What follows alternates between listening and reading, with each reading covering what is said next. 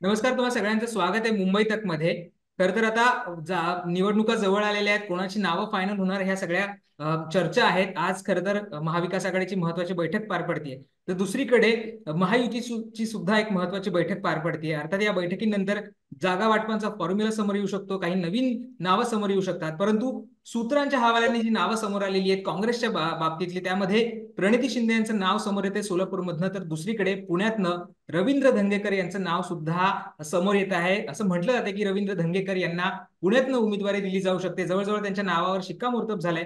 कदाचित आज संध्याकाळपर्यंत अधिकृत घोषणा सुद्धा होऊ शकते. आणि या सगळ्याबद्दलच बोलण्यासाठी आपल्यासोबत आमदार रवींद्र धंगेकर आहेत. भाऊ, तुमचं खूप खूप स्वागत आहे मुंबई तक मध्ये. आम्ही जसं बघतोय की तुमचा एक करिश्मा होता कसब्याच्या निवडणुकीमध्ये, आणि आता त्याच करिश्म्यावर आता काँग्रेसने तुमच्या नावाची शिफारस केलेली आहे. जवळजवळ तुमचं नाव पक्क समजलं जात आहे पुण्यातल्या लोकसभेच्या निवडणुकीसाठी. काय तुमची पहिली प्रतिक्रिया आहे?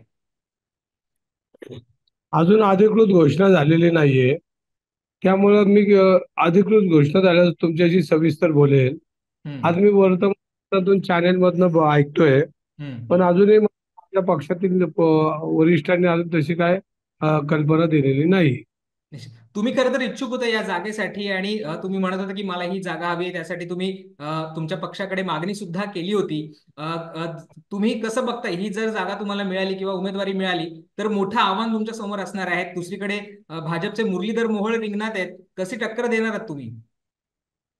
बघा, मी माझ्यासहित 20 नेत्यांनी उमेदवारी मागितली पक्षाच्या, हम्म. आणि 20 माझा एक नंबर आहे. हम्म. पक्ष ज्याला उमेदवारी देईल त्याचं काम मी करणार आहे. आणि हम्म. आमची काँग्रेसची 2 दिवसापूर्वी काँग्रेस हाऊसला बैठक झाली, आणि हम्म. या बैठकीत एकत्र येऊन आम्ही ही निवडणूक लढवणार आहोत. हम्म. निश्चित. पण तुमच्या समोर मोठं आव्हान असणार आहे भाजपचं, ते कसं पेलणार आहात? एकदा उमेदवारी जाहीर झाली हम्म. की मग मी तुमच्या सविस्तर बोलेन. आणि निश्चित, जरी उमेदवारी जाहीर व्हायला, जरी अधिकृत तुमची घोषणा झाली नसली नावाची, तरी ही जागा काँग्रेसची आहे आणि ते काँग्रेसचाच उमेदवार उभा राहणार आहे. तुम्ही असो किंवा इतर कोणाला जरी उमेदवारी दिली तर तुम्हाला काम करावं लागणार आहे. तुमच्यासमोर भाजपसारख्या, मुरलीधर मोहोळ यांच्यासारख्या जे उमेदवार आहेत त्यांची टक्कर असणार आहे. या सगळ्यासाठी तयारी कशी सुरू आहे? गेली 10 वर्ष पुणेकरांनी ह्या सगळ्यांचा कारभार बघितलाय. हम्म. त्यामुळे ते उमेदवारी आणि जे काय आहे ते पुणेकर त्यांना प्रश्न विचारतील, हम्म. आणि पुणेकर विचारतात त्यांनी त्यांना उत्तर देतील. हम्म. आणि ती उत्तर जर समाधानकारक नाही मिळली तर लोक विचार करतील. हम्म. हम्म. पण तुमचे जे मित्र आहेत तुमच्या जुन्या पक्षामधले, मनसेमधले वसंत मोरे, हे खरं तर त्यांनी पक्ष सोडलेले आहेत आणि नवीनच लवकरच ते त्यांची भूमिका जाहीर करणार आहेत. मध्यंतरी तुम्ही त्यांची भेट सुद्धा घेतली, ते तुमच्या भेटीला आले होते. तुम्ही त्यांना सल्ला सुद्धा दिला होता की राज ठाकरे की असेल किंवा मनसेवर टीका करू नका, आणि ते सुद्धा इच्छुक आहेत खरं तर लोकसभा निवडणूक लढवण्यासाठी. तर मग कसं, मग ही तिरंगी लढत होणार का, कसं होणार आहे? लोकशाहीमध्ये सगळ्यांना अधिकार आहे, आणि लोकशाहीने अधिकार दिले तर सगळे ज्याची इच्छा आहे तो उभा राहू शकतो. हम्म. आणि उभा राहिला शेवटी कौल ही जनता देत असते, आणि हम्म. जनतेचा कौल सगळ्यांनी घ्यायचा. जो जनता ज्याला कौल देईल त्याचं आपल्याला मान्य करावं लागतं. बरोबर आहे. पण तुमच्या जेव्हा नावाची काल रात्रीपासून चर्चा सुरू झालेली आहे किंवा तुमचं नाव समोर येतं आहे या सगळ्या लिस्टमध्ये, त्यानंतर वसंत मोरेंनी एक फेसबुक पोस्ट लिहिली आणि त्याच्यामध्ये त्यांनी असं म्हटलेलं आहे की निवडणूक एकतर्फी कशी होते बघतो मी. एक प्रकारे त्यांनी हा इशारा दिलेला आहे. हा नेमका इशारा कोणाला समजायचा? कारण तुम्ही एक मोठे दावेदार मानले जात आहेत भाजपच्या विरोधातले. तुमचे मित्र आहेत, त्यांच्या फेसबुक पोस्टमधनं अनेक गोष्टी ते आता समोर आणतायत. आता ते वसंत मोरे साहेब आहेत आमचे, ते हम्म. काही टाकू तो त्यांचा अधिकार आहे. आणि हम्म. त्यांची गेल्या पोस्टवर मी काय बोलणार, की त्यांचा हम्म. डोक्यात काय विचार असेल त्याच्यावर ते बोलले असेल. पण ते लोकसभा निवडणूक लढवण्यासाठी इच्छुक आहेत. त्यांनी मध्यंतरी काँग्रेसच्या नेत्यांची सुद्धा भेट घेतली, त्यांनी शरद पवारांची भेट घेतली, संजय राऊतांची सुद्धा त्यांची भेट झालेली आहे. अशा वेळी पुण्यातनं त्यांना लोकसभेचा उमेदवार म्हणून बघितलं जात आहे. तुमचं काय मत आहे, कोणाला उमेदवारी दिली गेली पाहिजे? वसंत मोरे सुद्धा इच्छुक आहेत, दुसरीकडे तुम्ही सुद्धा इच्छुक आहात. उमेदवारी देणे हे पक्षाच्या पदाधिकाऱ्यांचं काम आहे. हम्म. उमेदवारी कोणाला मिळणं हे माझं काम नाहीये. हम्म. आणि उमेदवारी शिक्का मारणं हे पक्षाचं काम आहे. त्याला कोणाला देणार ते पक्ष ठरवणार. पण जर वसंत मोरे तुमच्यासोबत आले आणि त्यांना उमेदवारी मिळाली तर तुम्ही त्यांचं काम करणार आहात?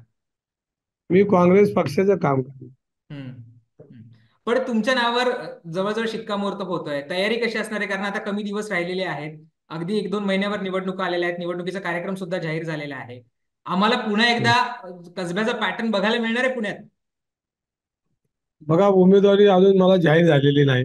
हम्म. त्यामुळे हा नंतर उद्या मी याच्याशी तुमच्याशी सविस्तर बोलेन. हम्म. परंतु हम्म. गेली 25-30 वर्ष मी पुण्याच्या सामाजिक राजकीय जीवनामध्ये हम्म. मी रस्त्यावर काम केलं. आपण बघितलं असेल वर्षानुवर्ष हम्म. अन्यायाविरुद्ध आवाज उठवलेला आहे. हम्म. आणि हा आवाज उठवण्यात मला, मी काय पुण्याला परिचित नवीन नाहीये. हम्म. माझी ही 10वी निवडणूक आहे. हम्म. जर पक्षाने उमेदवारी दिली आणि 10 निवडणुका मी सक्षमपणाने व्यवस्थित रस्त्यावरून लढलेल्या आहेत आणि त्याचा मला अनुभव आहे. आणि हम्म. त्याचा निर्णय शेवटी पुणेकर जनता द्यायला देत असतील. हम्म. पुणेकरांना मी उमेदवार आवडतो, मला ते कौल देतील, नाही आवडलं तर दुसऱ्याला कौल देतील. हम्म. मागच्या निवडणुकीमध्ये चंद्रकांत पाटील म्हटले होते हुईज दंगेकर. तर आता परत एकदा तुम्ही सांगणार आहात का हुईज दंगेकर? मागच्या वेळेस म्हटलं होतं की आय एम दंगे. पुणेकरांचा मी प्रतिनिधी आहे, हम्म. पुणेकरांचा कार्यक्रम आहे. त्यामुळे पुणेकरांनी त्याचं उत्तर दिलेलं आहे आणि हम्म. आताही लोक उत्तर देतील. हम्म. पण पुन्हा एकदा आम्हाला लोकसभेमध्ये ह्या प्रश्नाचं उत्तर मिळणार आहे का, हुईज दंगेकर म्हणून? जो असेल तो दंगेकर असेल. हम्म. काँग्रेस पक्षाचा जोही उमेदवार असेल तो दंगेकर असेल. हम्म. कारण दंगेकर प्राणपणाने लढणार आहे शेवटी पक्षासाठी, हम्म. फार रस्त्यावर. त्यामुळे जो असेल तो दंगेकर म्हणूनच मी त्याच्या मागे उभा राहिलो. निश्चित. पण तुमच्या पदाधिकाऱ्यांशी, काँग्रेस नेत्यांशी काही चर्चा झाली आहे का उमेदवारी बाबतची? कारण जेव्हा तुम्ही तुमची इच्छा व्यक्त केली होती त्यावेळेस त्यांनी काही सांगितलं होतं का तुम्हाला? तुमच्यापर्यंत काही बातम्या आल्यात का? ना, अजूनपर्यंत मला माझ्या पक्षाच्या कुठल्याही पदाधिकारी किंवा नेते वरिष्ठांनी माझ्याशी चर्चा केलेली नाही किंवा मला सांगितलं नाही. मी तुमच्याच माध्यमातून ऐकतोय. पण अधिकृत घोषणा संध्याकाळ होईल, त्यानंतर मग जो उमेदवार असेल त्यासाठी मी तुमच्याशी चर्चा करेन. निश्चित. पण आपण बघतोय की महाविकास आघाडी एकत्र लढती आहे. पुण्यासारखी एक महत्वाची सीट आहे. तुम्ही जरी अजूनही म्हणत असला की तुम्हाला उमेदवारी जाहीर नसेल किंवा ज्याला कोणी होईल त्याचं काम कराल, किती महत्वाचं आहे पुणे हे शहर महाविकास आघाडीसाठी किंवा काँग्रेससाठी? कारण गेले 2 टर्म काँग्रेस तिथे सलग हारत आलेली आहे. भाजपचं मोठं आव्हान आहे. या आव्हानाला तुम्ही कसं पेलणार आहात, अर्थात तुमचा पक्ष कसं पेलणार आहात, कारण ही जागा तुमच्याकडे आहे. लोकशाहीमध्ये जनतेला गृहीत धरून राजकारण चालत नाही. हम्म. आपल्या देशामध्ये 70 वर्षामध्ये अनेक पक्ष वर खाली झालेत. हम्म. त्यातही पक्षाने अमरपट्टा आणला असा विषय कधी होत नाही. हम्म. शेवटी ही जनतेने जनतेने 10 वर्ष यांचा कारभार बघितलाय. हम्म. आणि जे आता स्वतःला समजतात त्यांची अवस्था काही चांगली नाहीये. हम्म. जर ही महासत्ता असेल हम्म. तर अशोक चव्हाण साहेबांना घेतलं नसतं, अजितदादांना घेतलं नसतं, एकनाथ शिंदेना घेतलं नसतं हम्म. आणि अनेक गोष्टींची त्यांनी चर्चा केली नसती. आणि ज्यांच्यावर डोंगरा एवढे आरोप केले हम्म. भ्रष्टाचार, त्या सन्मानाने घेऊन त्यांना खुर्चीवर बसवलं. हम्म. म्हणजे याचाच अर्थ असा आहे की ही महासत्ता डगमळीत झालेली आहे. आणि हम्म. हा महासत्तेला जनता कौल देणार नाही असं चित्र झाल्यानंतर त्यांनी या सर्वांना पक्षात घेतलेलं आहे. हाच त्यांचा पराभवाची चिन्ह आहे. हम्म. पण जर वसंत मोरे, तुम्हाला जर उमेदवारी फायनल झाली असेल किंवा तुमच्या नावाची अधिकृत घोषणा झाली आणि वसंत मोरे जर अपक्ष लढले, कारण ते सातत्याने म्हणतात की मला लोकसभा लढवायची आहे आणि पुण्याचा पुढचा खासदार हा वसंत मोरे असणार आहे, तर मग त्यांना तुम्ही कन्व्हिन्स करणार आहात का? तुमचे मित्र आहेत त्यांना तुम्ही सांगणार आहात का की तुम्हाला पाठिंबा द्या किंवा एकत्र निवडणुका लढवूयात म्हणून? बघा, ज्या दिवशी उमेदवारी जाहीर होईल त्यानंतर त्यांच्याशी चर्चा करता येईल. हम्म. आतापर्यंत अधिकृत मला काही माहिती नाहीये. हम्म. त्यामुळे मी आताची चर्चा करू शकत नाही. मी हम्म. काँग्रेस पक्षाचा कार्यकर्ता आहे. आणि हम्म. ज्यावेळेला काँग्रेस पक्षाने ज्या पद्धतीने कोणाला आदेश देतील त्या पद्धतीने आम्ही रस्त्यावरून काँग्रेस पक्षासाठी लढणार आहोत. हम्म. रवीजी, तुम्ही थेटपणे हे करत नाहीयेत, बोलत नाहीयेत किंवा तुम्हाला खरं तर उमेदवारी अधिकृत घोषणा आल्यावर तुम्ही सविस्तर बोलाल असं म्हणताय. पण जसं माहिती मिळते किंवा जसं कळतं की तुम्हाला जवळजवळ तुमचं नाव फिक्स झालेलं आहे. काँग्रेस समोर मोठं आव्हान असणार आहे, कारण तिकडे बीजेपी आहे, तिकडे अजित पवारांची राष्ट्रवादी आहे, दुसरीकडे शिवसेना आहे. अशा 3-3 पक्षांना तुम्हाला सामोरं जायचं आहे. ग्रासरूट लेवलला काही तयारी सुरू केली आहे का? मी 30 वर्ष सामाजिक आणि राजकीय जीवनामध्ये रस्त्यावरच आहे. हम्म. आणि पुणेकरांनी, त्यामुळे मला ह्या निवडणुका काही नवीन नाहीयेत. हम्म. माझी ही 10वी निवडणूक आहे. हम्म. मी 6 महानगरपालिका आणि विधानसभेच्या निवडणुका लढवल्यात. हम्म. त्यामुळे पुणेकरांनी मला जवळ, त्यामुळे हम्म. निवडणुकासाठी मी काम करत आहे. ज्या दिवशी निवडणुका संपतील त्या दिवसापासूनच मी पुणेकरांच्या सेवेला काम करतो. हम्म. त्यामुळे निवडणूक लढवण्यासाठी मी काम करत नाही, तर जनतेसाठी काम करतो. जनतेला माहिती आहे. हम्म. खर तर वसंत मोरेंची एक टॅगलाईन आहे, पुणे की पसंत वसंत मोरे वसंत. तुम्ही काही टॅगलाईन केली आहे का तुमची? नाही, अजून टॅगलाईन करणं इतपत मी मोठा नाहीये. हम्म. टॅगलाईन ठरवल आणि पक्षाच्या ज्या मला आदेश देतील त्याप्रमाणे मी नेतृत्वाला विचार करून पुढे पुढे जाईल. निश्चित. पण याच्यामध्ये म्हणजे आता पुढची तुमची नेमकी भूमिका काय असणार आहे? म्हणजे जर तुम्हाला उद्या उमेदवारी जाहीर झाली तर कुठले मुद्दे घेऊन तुम्ही पुणेकरांसमोर जाणार आहात? कारण मध्यंतरी तुम्ही ड्रग्स रॅकेटच्या बाबतचा महत्वाचा एक मुद्दा उपस्थित केला होता, त्याच्याविषयी तुम्ही विधानसभेमध्ये सुद्धा आवाज उठवला होता. काय मुद्दे वाटतात तुम्हाला महत्वाचे पुणे शहराच्या अनुषंगाने, आणि ते मुद्दे तुम्हाला दिल्लीमध्ये मांडावेसे वाटतात किंवा संसदेत जाऊन मांडावेसे वाटतात? बघा, पहिले तर आपण बघितलं असेल, मेट्रो या देशामध्ये काँग्रेस पक्षाने चालू केली हम्म. आणि डीपीआर पुणे शहराचा पहिल्यांदा नागपूरच्या अगोदर डीपीआर काँग्रेस पक्षाने केला. हम्म.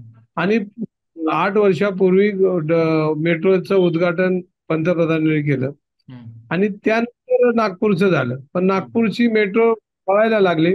आमची मेट्रो आता चौका चौकात उद्घाटन करायला पंतप्रधान येत आहेत. हम्म. म्हणजे अजून आमची मेट्रो पूर्ण झालेली नाही. आज हम्म. पुणे शहरामध्ये प्रचंड ट्रॉफिकचा प्रश्न आहे, हम्म. पायाभूत सुविधेचा प्रश्न आहे. आज हम्म. पुण्याच्या डोक्यावर 28 टीएमसी पाणी असलेली धरणं आहेत हम्म. आणि 22 टीएमसी पुणे शहराला पाणी पुरत नाही. 6 टीएमसी पाण्यापेक्षा जास्त पाणी शेतीला द्यायचं असा करार आहे. हम्म. आणि ह्या सगळ्या आपण बघितलं तर पुणे शहराची लोकसंख्या आज 70 लाखापेक्षा जास्त आहे. हम्म. आणि ही तर आहेत, पण पुणे शहरात 2-3 लाख लोक बाहेरचे येऊन काम म्हणजे जे व्यवसायाच्या निमित्तानं कामाच्या निमित्ताने येतात. म्हणजे ही प्रचंड ताण पायाभूत सुविधेवर आज आहे. आणि अशा वेळेला पुणे शहरासाठी भविष्याच्या पुढच्या 30-50 वर्षासाठी एक स्ट्रक्चर मॉडेल पायाभूत सुविधेसाठी करावं लागणार आहे. मग नदी सुधार योजना असेल, मेट्रो असेल, प्रदूषण मुक्त पुणे असलं पाहिजे. पुणे विद्येचं माहेरघर आहे आणि या विद्येच्या माहेरघरामध्ये आज अंमली पदार्थ विकणाऱ्या टोळ्या रोज येत आहेत. हम्म. आज परिस्थिती काही चांगली नाहीये. हम्म. आज युवक भरकटले जातात हम्म. आणि याच्यावर कंट्रोल करण्यासाठी गृह खात्याच्या माध्यमातून त्याच्यावर अंकुश आणला पाहिजे. हम्म. आणि ह्याच्यामध्ये प्रचंड प्रमाणामध्ये पैसे मिळतात म्हणून हम्म. ह्याच्यामध्ये लाडगे लोक ह्या व्यवसायामध्ये उतरलेत हम्म. आणि ही तरुणाई नष्ट करण्याचं काम हे अंमली पदार्थ असणाऱ्या टोळ्या करतात. हम्म. पोलिसांच्या बरोबर सातत्यानं मी बोलतोय, हम्म. वेळ पडली तर रस्ते पुणे आयुक्त पोलीस आयुक्तांच्या मी बाहेर उपोषण केलं होतं. म्हणजे अशा पद्धतीने सातत्यानं पुणेकरांचा आवाज रस्त्यावर काढण्याचं काम मी सातत्याने केलंय. त्यामुळे येणारा काळ हा जनता ठरवेल. आपण बघितलं असेल, पेट्रोलचे दर काय आले, डिझेलचे दर काय झाले, हम्म. बेरोजगारीचा शब्द कुठे गेला, हम्म. गॅसची किमतीचं काय झालं, हम्म. 15 लाख रुपयाचं काय झालं. हम्म. आणि ह्या सगळ्या घोषणा म्हणजे ईस्ट इंडिया कंपनी पूर्वी ब्रिटिशांची होती, तशी आता आपल्या भारतामध्ये परत ईस्ट इंडिया कंपनी आली. हम्म. अंबानी आणि अदानी तेवढेच लोक आता या देशावर राज्य करताना दिसतील. हम्म. ज्यांचं भांडवल 10 वर्षापूर्वी होतं त्याच्या कितपत वाढलं, हा हम्म. महत्वाचा भाग आहे. आणि शासन ही लोक कामाच्या निमित्ताने आणि शासनामध्ये असणाऱ्या कामात अधिकृत येऊन हा सगळा पैसा स्वतःच्या खिशात घालून हा भारतीय जनता पार्टीला कशा पद्धतीने पोहोचेल हे काम करतात. आणि ही ईस्ट इंडिया कंपनी आता परत ब्रिटिशांनंतर ही यायचा येऊ घातलेली, ह्याला जनता थोडंच दिवसात उत्तर देईल. निश्चित. रवींद्रजी, तुम्ही खरं तर वेळात वेळ काढून आमच्याशी बोललात. अर्थात अजूनही तुम्ही म्हणताय तसं तुमची अधिकृत उमेदवारी जाहीर झाली नसली तरी तुमचं नाव पुण्यासाठी जवळजवळ आता निश्चित झालेलं आहे. जशी सूत्रांकडनं माहिती मिळते किंवा दिल्लीमध्ये काल जी बैठक झाली, ज्याला नाना पटोले सुद्धा उपस्थित होते, त्यांच्या बैठकीमधनं ही जी नावं आहेत ती समोर आलेली आहेत. कदाचित आज संध्याकाळपर्यंत किंवा येत्या काही दिवसांमध्ये तुमच्या नावाची अधिकृत घोषणा सुद्धा होऊ शकते. त्यावेळेस सुद्धा आम्ही तुमच्याकडे येऊ आणि तुमची मुलाखत घेऊ आणि त्यानंतर तुम्हाला इतर प्रश्नांवर सुद्धा आम्ही प्रश्न विचारू, तुम्हाला इतर मुद्द्यांवर सुद्धा प्रश्न विचारू. परंतु तुम्ही वेळात वेळ काढलात आणि आमच्याशी बोललात त्याच्याबद्दल खूप खूप धन्यवाद. तर आपल्यासोबत रवींद्र धंगेकर होते, पुण्याचे कसब्याचे आमदार. खरं तर त्यांचं नाव जवळजवळ आता लोकसभेसाठी निश्चित झालेलं आहे. कदाचित त्याची अधिकृत घोषणा सुद्धा होईल आणि त्यांच्याकडनं नेमकं त्यांचं पुण्याबद्दलचं विजन काय आहे, त्यांना उमेदवारी मिळाली तर ते कशा पद्धतीनं या निवडणुकीला सामोरे जाणार आहात हेच समजून घेण्याचा हा सगळा प्रयत्न होता. तुम्ही पाहत राहा मुंबई तक.